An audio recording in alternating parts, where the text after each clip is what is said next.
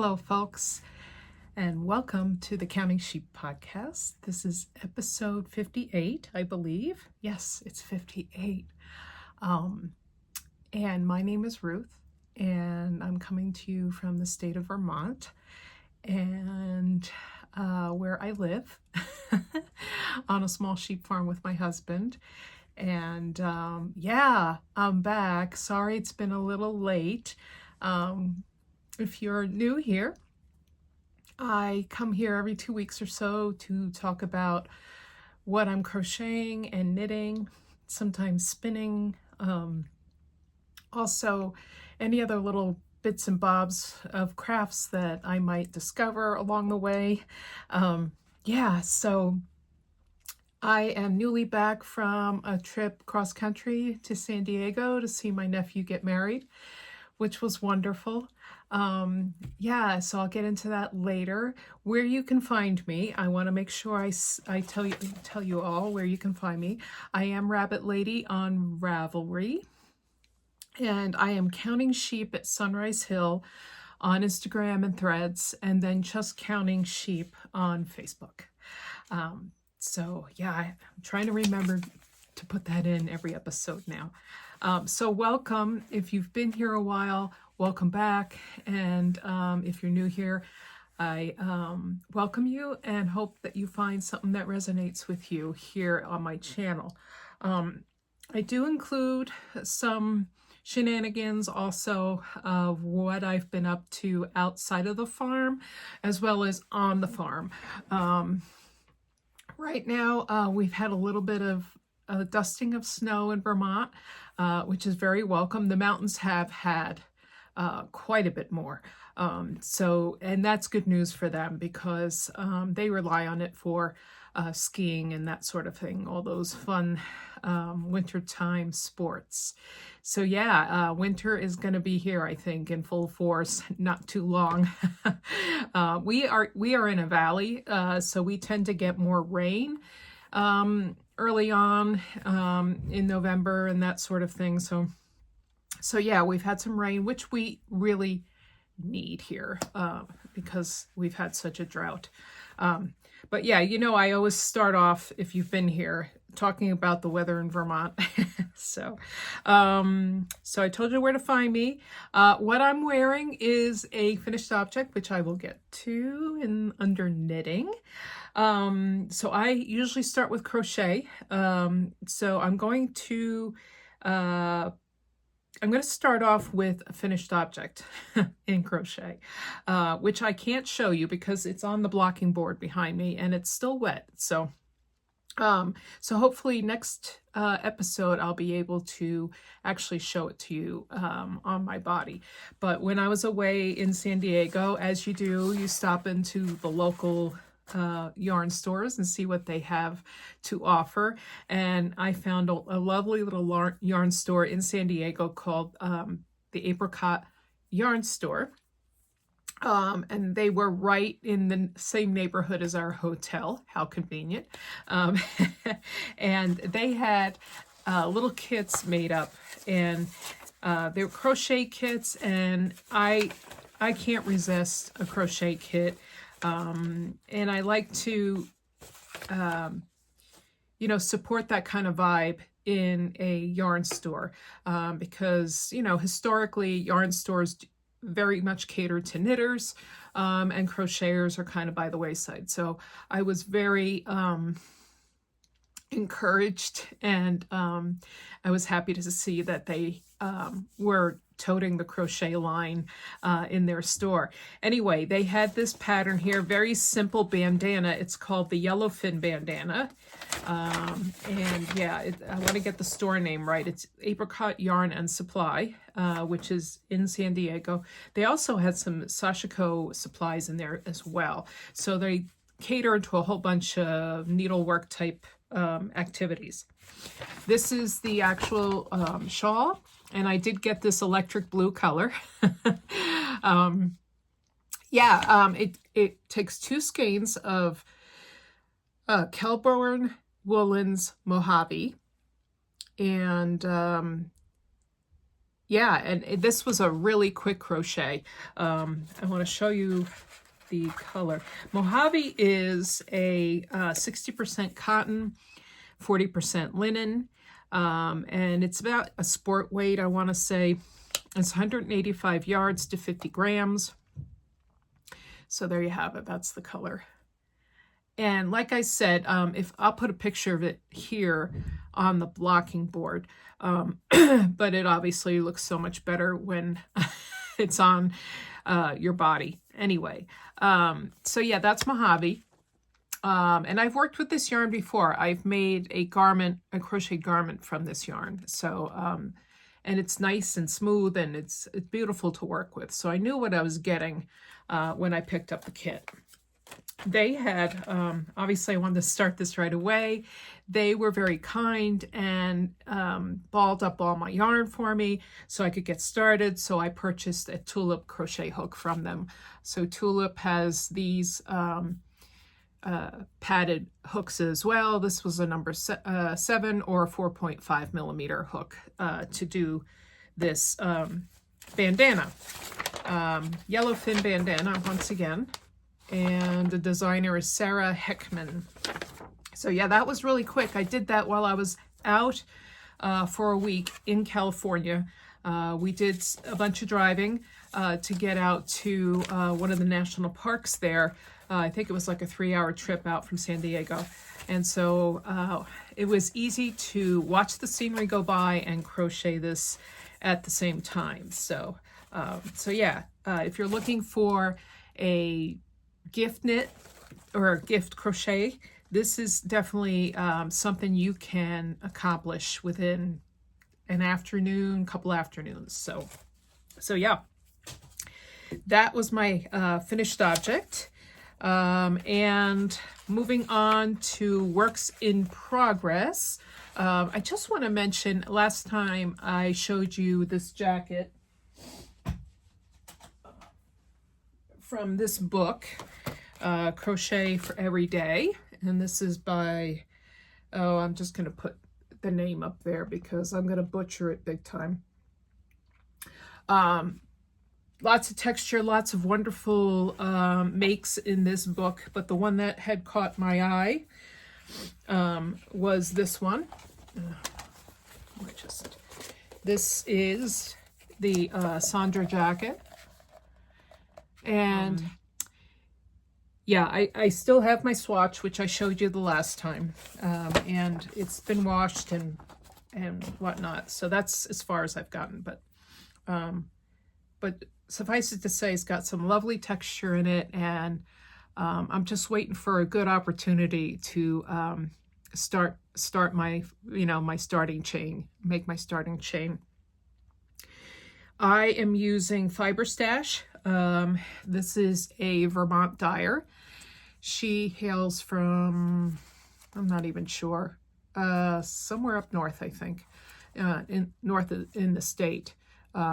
This is her Tweety Toads sock yarn, which is 85% superwash merino and 15% nylon neps. So it was the neps that kind of caught my eye. It has like brown, it's a gray base with a brown and black neps. So a little Tweety thing going on. Using a 3.5 millimeter hook for my swatch, and that got me very spot on with gauge. So yeah, so looking forward to starting that within the next 2 weeks so I can show you some progress. It's going to be a slow go on this one, because it's a long jacket. Bonus, it has short sleeves, so we don't have to be on sleeve island. But also it's done in one piece from the bottom up. So it's a long cast on, a lot of chains to the cast on. And so, yeah, so the rows take a while. But anyway, it's all crochet, it's all good. So I just wanted to mention that I haven't forgotten about that, but that, yeah, other things were kind of taking my attention, shall we say. Which is what you've come to love in me here on this channel. just want to show you, this is Fiber Stash Dye Work. She is in Colchester, Vermont. I knew it was north of me, so yeah, so if you want to check out her lovely colors, she has a rainbow. I can, anytime I walk into her booth at any of the fiber festivals, it's just hard to make any kind of rational decision on color. She has a riot of colors, so. All right, I just wanted to mention that. And then my other whip is the Stem and Petals shawl. This is a shawl that caught my eye a year ago at Rhinebeck. And let me just get it out here for you. I have made some progress on this. Maybe it won't show too much progress, but nonetheless, I have made progress. So let me just show you what it's supposed to look like. This uses an assigned pooling yarn from, this is from Cozy Colorworks. The yarn is. The actual pattern is by Valerie Marino, and it's the Stem and Petals. This is a triangular shaped shawl, kind of asymmetrical. And my color of yarn is, the base is green, and then the actual little blips of color are blue, blues, whites, a little bit of pink in there, just for interest. They didn't give this one a color name, but I think I'm going to name it eventually because they gave it a number, and I don't, you know, I like number 15, assigned pooling is not very creative. So, but let me show you. This stitch marker is where I was the last time I podcasted, and so this is kind of how much I've done. So every other row, you're increasing 2 stitches on this end, this side. So yeah, to me, I've made some progress, but it may not look like it to viewers of the podcast. So, but I'm liking this little, you know, stitch that you do every time that little color work blip comes around in the yarn. Yeah, so really enjoying this a lot. This is the kind of project I have right next to me all the time. So if I need a palette cleanser from what I'm working on, I just kind of pick this up and do a couple of rows. And yeah, it's very de-stressing, shall we say. All right, so that is my Stem and Petal shawl. I am using an F hook on that, which is a 3.75. And like I said, the assigned pooling yarn from Cozy Colorworks, who has a booth at Rhinebeck every year, but she also has a website that you can go to and view all her colors. So that's good. And she does have a variety of colors for the assigned pooling. So that's good. All right, so that's Stem and Petals. All right, so in knitting, I think that's all I have for crochet. Yeah. So in knitting, I need to show you my FO. And this is the Brookdale Vest by Elizabeth Smith. And off the blocking board, all the ends have been woven in. So here it is in all its glory. I used Briggs & Little. So this is the Heritage Briggs & Little. Let me back up a little bit here. And turn. And you have a nice shawl collar on it. And then also, you know, you could probably put a shawl pin in here, but it's nice to have it open. And yeah, I think I got this done before I went off to San Diego.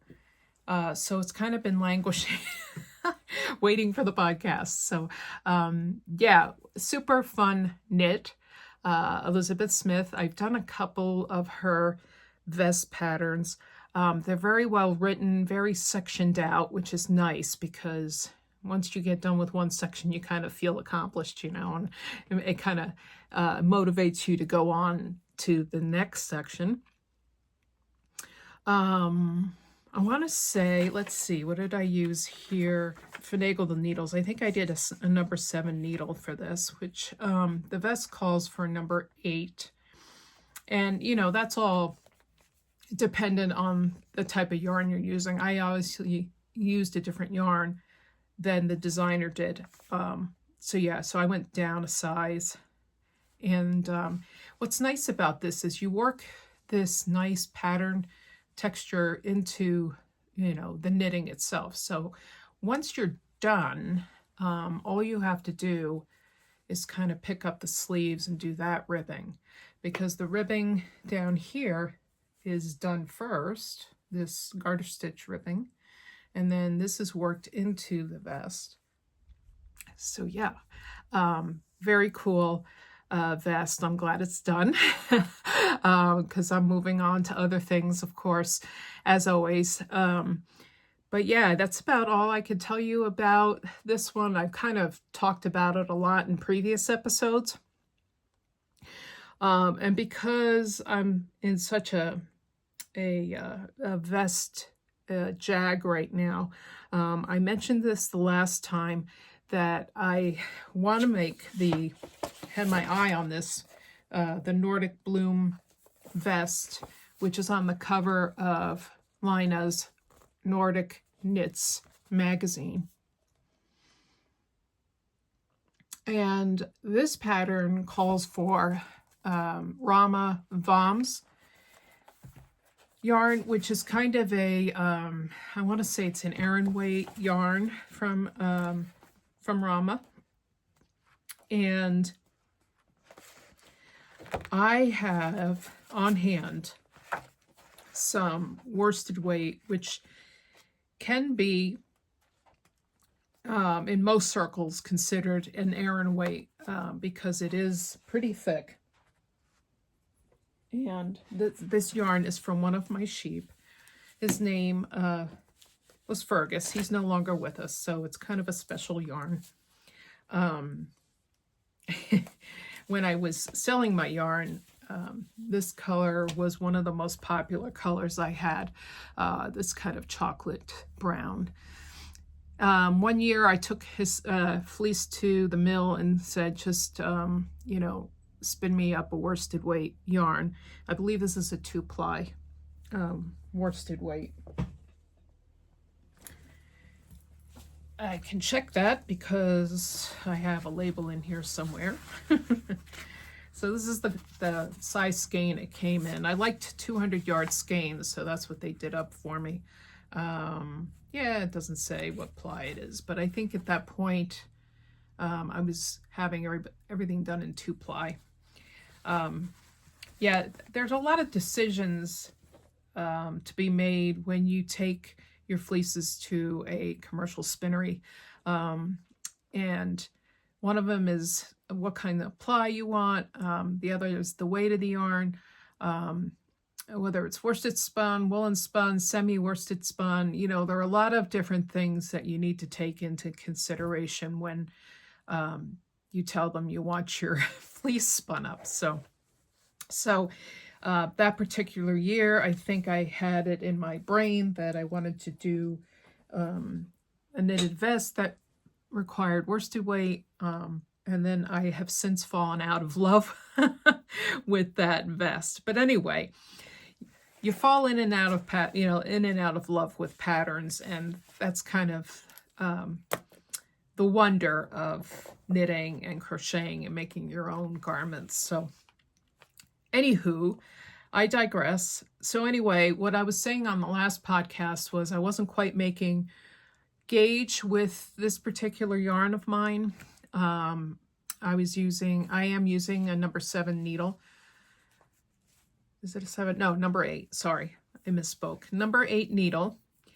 And I liked the type of fabric I was getting with the number 8, but I didn't want to compress it even further by reducing it down, reducing the needle size down.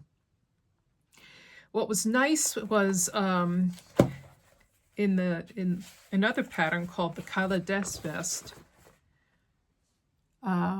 she actually gives you different gauge. It's a kind of a chart in the back that she gives different gauges to, and she gives you the numbers for the different gauges, which is great. So you just kind of choose your size, choose the gauge size, and then look up on the chart how many stitches to cast on. Well, it turns out that this this chart kind of coincides with one of the sizes. The numbers turned out to be very similar, with just a little, I don't know, wiggle room in the actual positive ease that you'll get from that particular size. Anyway, all this is to say is that I have started the Nordic Bloom vest. So I want to show you what I've got here. This, let me just make sure it's the right way out. Started off with the ribbing with a smaller size needle. I think I did a 6. I'm using a number 8 cubic needle here, which I'm finding is evening out the tension a lot, especially with the color work. But let me just show you. This is kind of where I'm at right now. I'm almost done with the first leaf. Talk about potato chippy. Once you get done with one row, you want to just keep going and going. This does have a steek in it, which you cast on those steek stitches after you're done with the ribbing. I am using 2 different colorways of the yellow, so let me show you those. This yarn was something I bought when, if you recall a couple episodes back, I was doing a test knit for a pumpkin for Jessica Schlosser, and she had recommended this yarn, but when I ordered it, it didn't come in time. And when you're test crocheting or test knitting, at least for me, for a designer,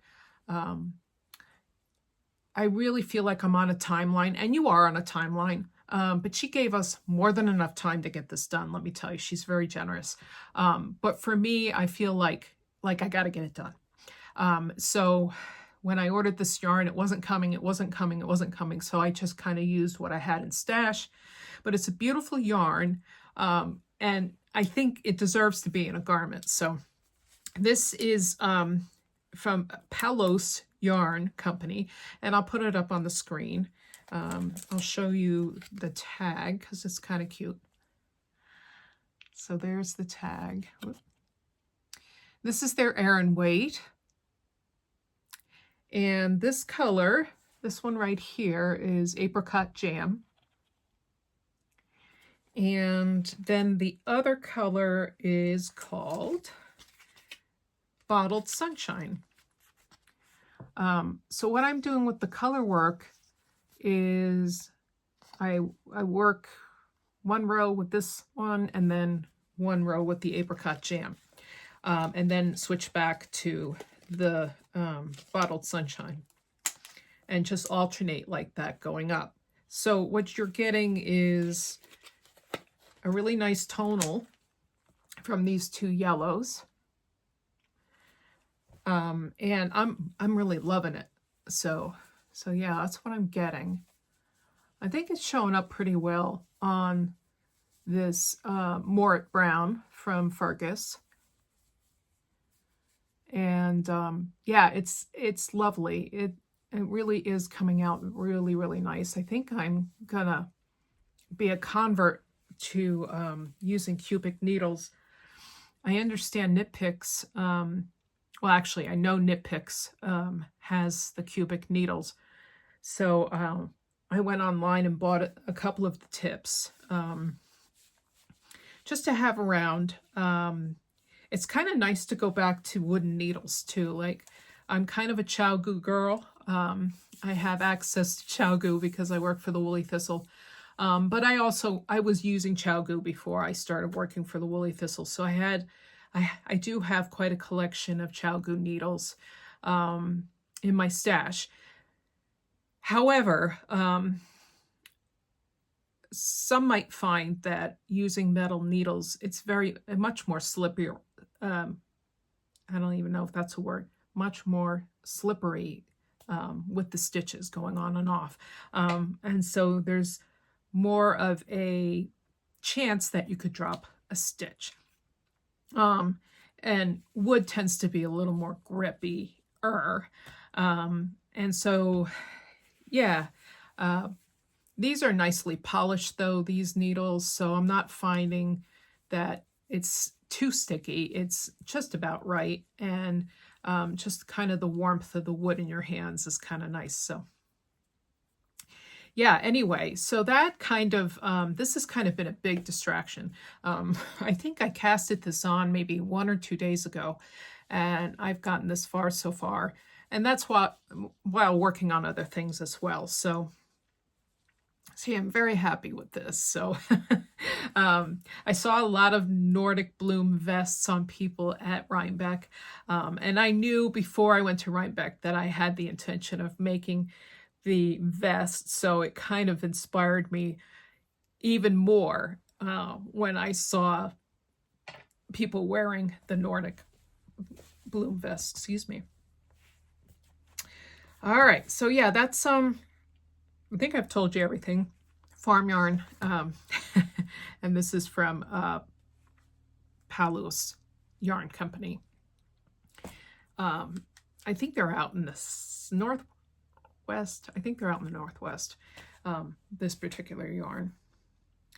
So that is a whip, and really enjoying that a lot. That'll go back in the bag. And go back downstairs where it can be by my side and I can work on it as I will. So yeah, this is a nice, it's pretty straightforward pattern.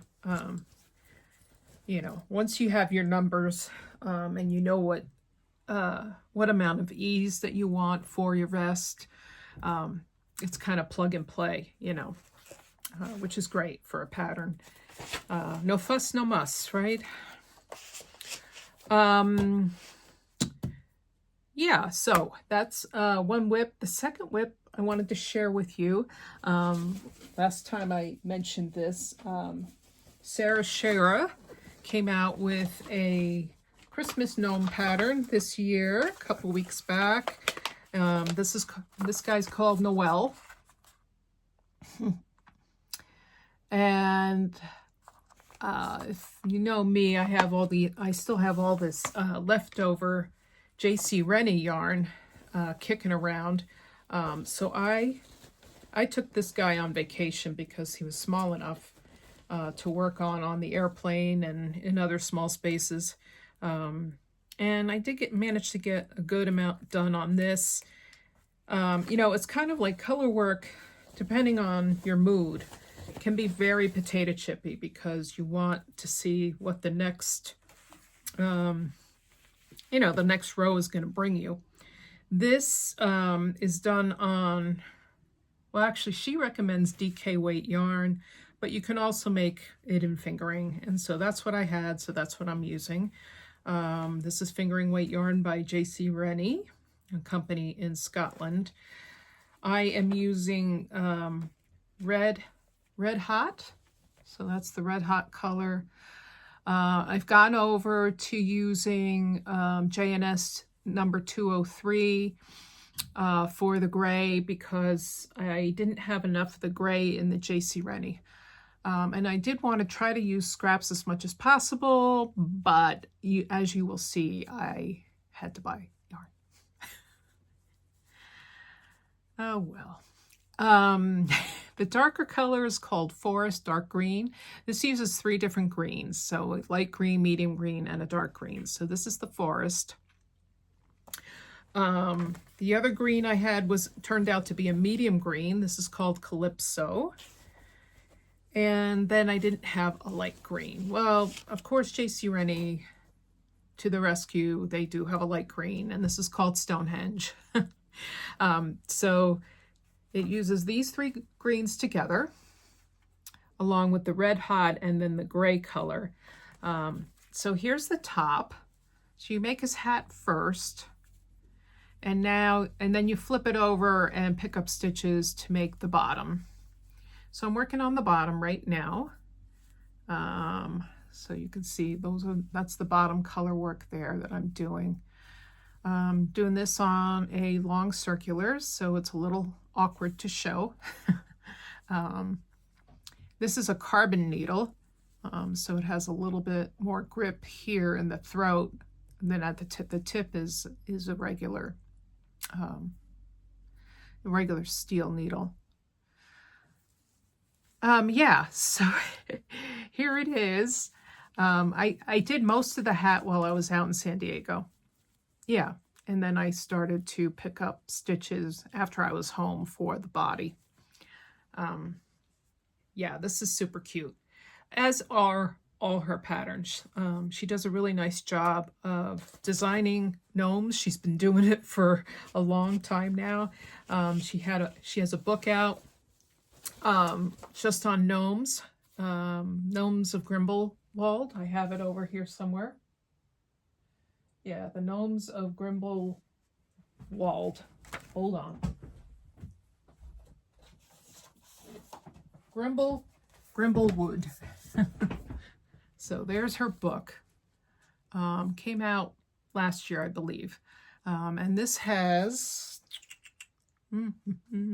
forget how many in here. There's Sarah. She is very talented. Look at this guy. Very sweet. I might have shown this book already on the podcast, but I can't get enough of it. This is Enchanting Friends to Knit, full of magic and mischief. It looks like there's 8 different gnomes. Yeah, 8 altogether.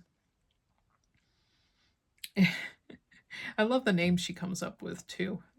Naughty and gnarly and nectar. So all kind of play on N words or N names. So here's another picture of her gnomes.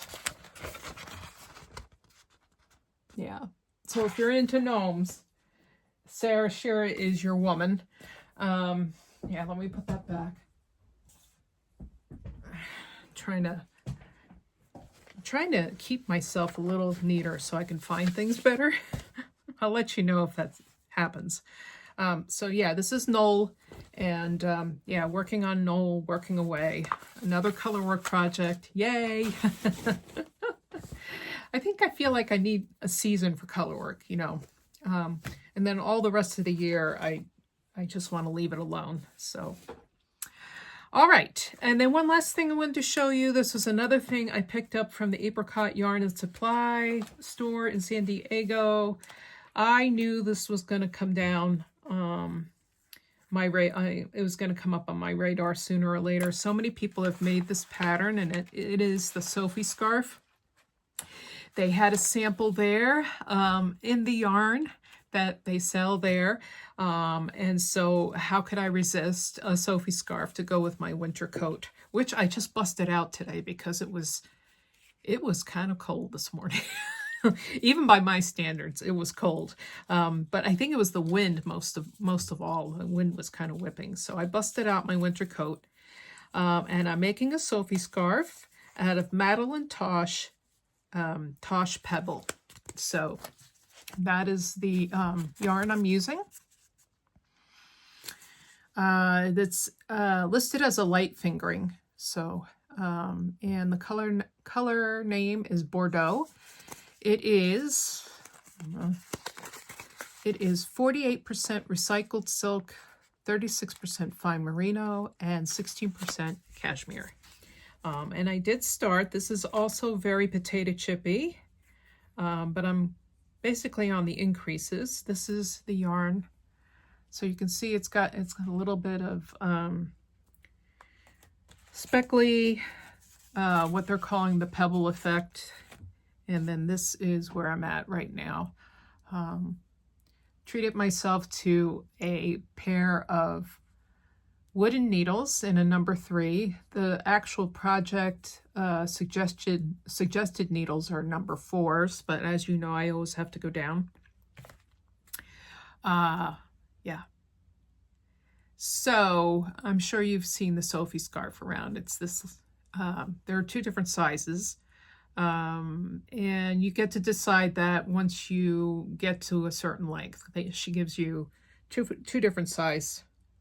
Well, it's a repeat. It's a, and so many repeats for a certain length. And then if you want it longer, obviously you do more repeats. But it's got this nice I-cord edge that you make right along with everything else. It's garter stitch. How happy is that? So yeah, this is the Sophie scarf, my Sophie scarf. Late to the party as always, but nonetheless, I'm here for it. So let's do it. Let me know. Have you done a Sophie scarf? I'd like to know. It certainly is a very popular pattern by Petite Knit. Yeah, I had a picture. My printer was refusing to print color at one point. It's gotten over it, but I haven't gotten back to actually printing out the cover page to that pattern, so I couldn't share with you what that looks like. But I'm sure you've seen the Sophie scarf. So, yeah, I think. Let's see, did I cover everything? I think so. There was another thing I wanted to share with you, being that Thanksgiving is next week already. Hello. I made a little project. I signed up.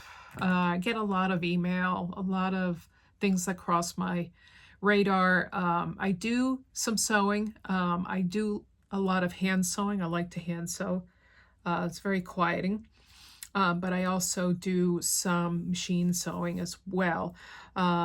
So the makers of these little kits, and they're called Sew What boxes, and it's a subscription that you can sign up for.